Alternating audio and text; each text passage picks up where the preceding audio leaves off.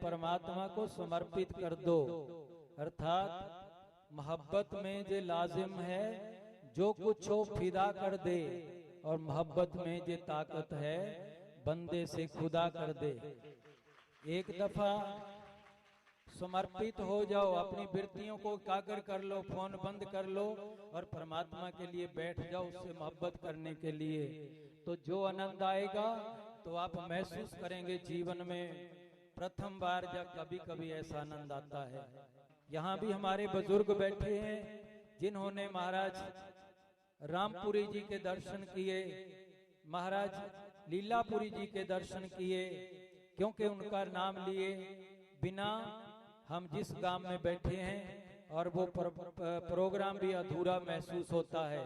महाराज सुखानंद जी महाराज, ऐसे कई संत हुए जो इस गांव ने यहाँ से दिए, और इस गांव में जिन्होंने बहुत कुछ किया। तो ये गांव साधारण गांव नहीं है, शाबला भक्तों का गांव कहलाता है। और अध्यात्म पर चर्चा करते हुए मुझे 2-4 जगह से आवाज आई थी कि कभी यहाँ पर माता निर्मला देवी जी भी बहुत अच्छे, जिनका प्रचार होता था, कुंडलनी जागरण के ऊपर जिनकी चर्चा होती थी, कि आज आप थोड़ा सा कुंडलनी के बारे में बताओ। मैं तो एक छोटा सा महात्मा हूँ, बड़े बड़े संतों ने इस पर बहुत कुछ कहा है, लेकिन फिर भी मैं जितना गुरु जनों से मिला है, संतों की कृपा से मिला है, अध्यात्म में नजदीक जाने से मिला है, मैं प्रयास करूंगा कि थोड़ा बहुत उस विषय में आपको बता पाऊं। तो चर्चा का विषय होता है जो आजकल प्रचलित है, परमात्मा कैसा है। शॉर्ट में बताता जाऊंगा, परमात्मा ज्योति स्वरूप है, वो सभी जगह व्यापक है, 2 रूप से। जैसे सूर्य सब जगह व्यापक है, एक तो प्रकाश रूप में, दूसरा प्रतिबिंब के रूप में। ऐसे ही परमात्मा परा प्रकृति के रूप में, अपरा प्रकृति के रूप में, सब जगह कण कण में व्यापक है।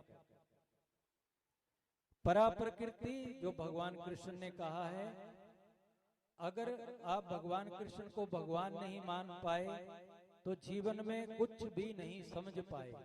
जितने महापुरुष हुए हैं सब ने भगवान कृष्ण को लिया है। क्यों? कि एक ऐसे अवतार थे परमात्मा के जिनमें 16 कला संपूर्ण थी।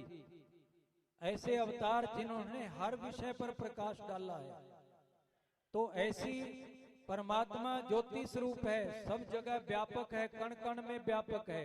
कैसे? जैसे सूर्य का प्रतिबिंब मटके में पड़ता है, ऐसे परमात्मा का प्रतिबिंब हमारे अंतःकरण में पड़ता है, जो हमारे अंतःकरण में साक्षी रूप में आत्मा रहती है। और अंतःकरण के अंदर जब प्रकाश पड़ता है तो जो अंतःकरण है ये जीव कहलाता है, प्राणों को लेकर। तो अंतःकरण में जो चेतन है, प्रतिबिंब है, इसको जीव साक्षी बोलते हैं। और बाहर जो परमात्मा है, ज्योति स्वरूप है, अंतरिक्ष में है, परम धाम में है, उसको क्या बोलते हैं? ईश्वर साक्षी। ये शास्त्र की भाषा है। क्योंकि वेदों का एक तो मंत्र भाग है, दूसरा ब्राह्मण भाग है। अभी शील ने जो हवन किया था उसमें जो मंत्रों का उच्चारण होता है वो मंत्र भाग में आता है, और जो ब्राह्मण भाग है उसमें उसकी सारी विधि बताई हुई है कि कैसे करना है, किस दिशा को मुख करके बैठना है। और जो वेद है ये किसी की धरोहर नहीं, इसको अपौरुषेय कहा जाता है। अपौरुषेय का मतलब होता है कि वेदों को किसी पुरुष ने नहीं लिखा, ये प्रगट हुए हैं। और प्रगट कैसे? अंदर अंतःकरण में प्रगट होते हैं, जहां आत्मा बैठी है। आत्मा को दर्शन होता है, और दर्शन होने पर उस ज्ञान को आत्मा कहती है, जब अंदर कोई ज्ञान प्रगट होता है। इसीलिए विद जाने धातु से वेद शब्द निष्पन्न होता है, जिसका अर्थ है वेद विद्या। मतलब ये ऐसी विद्या, ऐसा ज्ञान है जो सब जगह व्यापक है। आप वेदों को कहीं से उठा लें। इसीलिए जो गरीबदास जी ने कहा वो भी वेद है, कबीर ने कहा वो भी वेद है, दादू साहब ने कहा वो भी वेद है, ऋषियों ने कहा वो भी वेद है। जिसने अपने अंदर बैठकर देखा और फिर उसको बाहर कह दिया, उसको वेद कहते हैं। थोड़ी देर बाद आपको पता चलेगा कि ये वेद, ये जो ज्ञान है, ये जब कुंडलनी जागरण हो जाती है, कुंडलनी कहो जब प्राण जागृत हो जाता है, प्राण कह दो उसको, और जब उसके अंदर से जागृत होती है, उसके जो संकल्प उठते हैं, परावाणी उठती है। क्योंकि हमारी 4 प्रकार की वाणी है, परा, पश्यंती, मध्यमा, वैखरी। परावाणी नाभि से उठती है, पश्यंती हृदय में रहती है, जब वो कंठ में आ जाती है तो मध्यमा वाणी कहलाती है, जब वो मुख से हम उच्चारण कर देते हैं तो वही वाणी वैखरी वाणी कहलाती है। फिर आता है वेदों में जो शिक्षा आती है, क्योंकि वेद अंग हैं, जो 6 अंग हैं उसके, उसमें एक अंग है शिक्षा।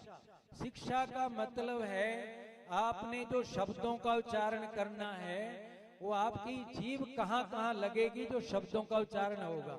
ये तालव्य है या दंती सा है, ये मूर्धना है, कहाँ से उच्चारण होता है?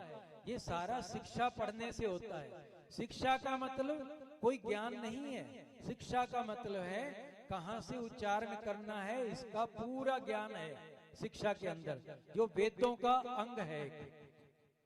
तो ऐसे ही जब हम परमात्मा की तरफ ये समझने चलते हैं कि परमात्मा ज्योति स्वरूप है, परमात्मा सब जगह व्यापक है, परमात्मा का प्रतिबिंब अंतःकरण में पड़ता है। जैसे मटके में पड़ा हुआ सूर्य का प्रतिबिंब एक मटके को ही प्रकाश कर सकता है, एक मटके के अंदर ही प्रकाश कर सकता है, वो सारे ब्रह्मांड के अंदर प्रकाश नहीं कर सकता। ऐसे एक अंतःकरण के अंदर बैठी हुई आत्मा प्रतिबिंबित एक शरीर के अंदर प्रकाश कर सकती है, सारे ब्रह्मांडों के अंदर प्रकाश नहीं कर सकती।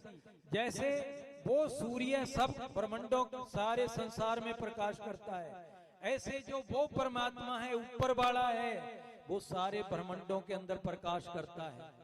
और जो हमारे अंदर है सिर्फ हमें बताएगा कि कहाँ खुजली हो गई, कहाँ दर्द होता है, कहीं किसी अंग में डिफेक्ट हो गया, कहीं हमारा अंग भारी लग रहा है, ये एक शरीर के अंदर ही बता सकता है, सब में नहीं।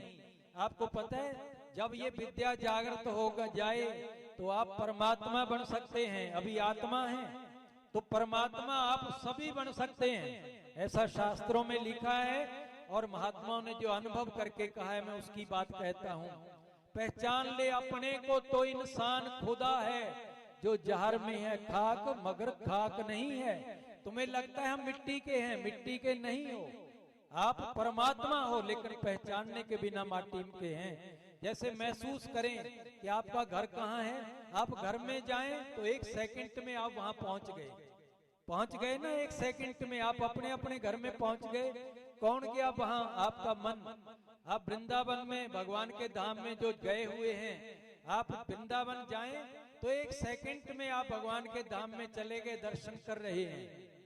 क्यों दर्शन कर सकते हैं ना, पहुंच कितनी देर में? 1 सेकंड में। आप जो बाहरले देशों में जाकर आए हैं वहां आप ध्यान लगाएं तो 1 सेकंड के अंदर उसी जगह पहुंच जाएंगे जो जो जगह आपने देखी है। ये तब है जब तक आपको अज्ञान है, उसमें आप वर्तमान में नहीं गए, स्मृतियों से गए हैं, जो याददाश्त है आपके अंदर।